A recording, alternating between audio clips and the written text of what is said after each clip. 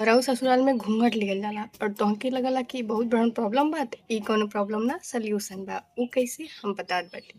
त हम बाटी गोरखपुर से और खासकर यूपी बिहार साइड घूंघट डाले क प्रथा होखेला।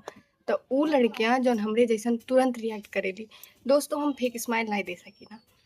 अगर हमें कौनो बात बुरा लगता तो हमरे मुंह के एक्सप्रेशन से पता चल जाई कि हाँ हमें उ बात बेकार लगल बा। हमार फेस एक्सप्रेशन बता देला कि हम कहल का चाहत बाटी। लेकिन घूंघट सर पे रहला की वजह से और मुंह यहाँ तक ढकल रहला की वजह से सामने वाला इ देख ही नहीं पावला कि हम कहल का चाहत बाटी। हमार फेस का रिएक्ट करता, फेस के एक्सप्रेशन का बा। त इ बहुत बड़ा बेनिफिट बा।